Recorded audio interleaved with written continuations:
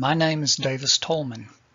I'm going to attempt to provide some context to the recent flood events by using enhanced public elevation data to show the areas around Houston that may be prone to flooding during large rain events.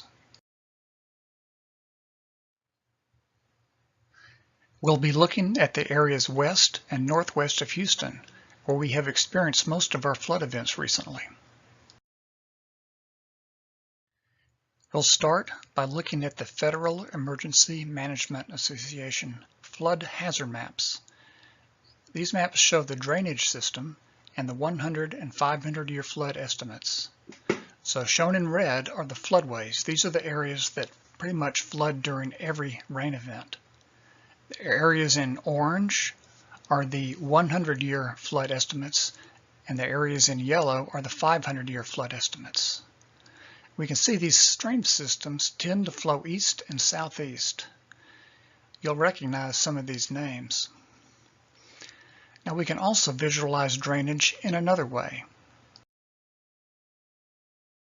LIDAR, light detection and ranging data, is public data collected by various government agencies to obtain a very accurate estimate of elevation above sea level. I have enhanced this data to show regional relative elevation.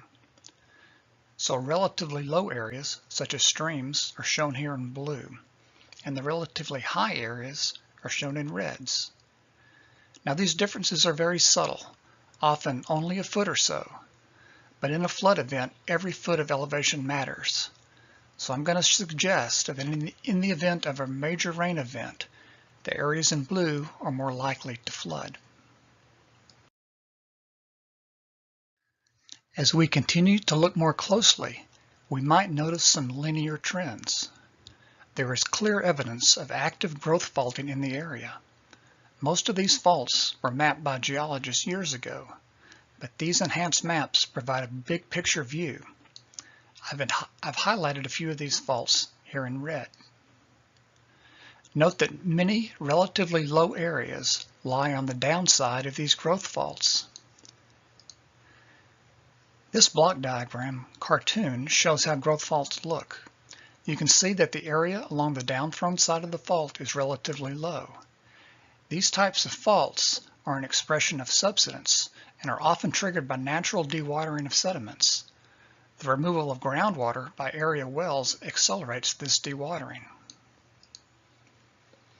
I believe that despite statements by the Harris County Flood District to the contrary, the continued use of groundwater is likely to trigger movement along some of these faults, resulting in accelerated, localized subsidence along the downside of each of the faults.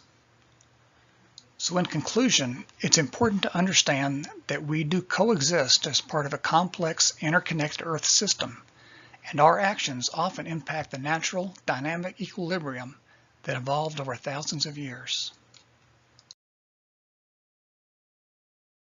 This short presentation has given you a better understanding and a more accurate visual image of the drainage systems in the Houston area.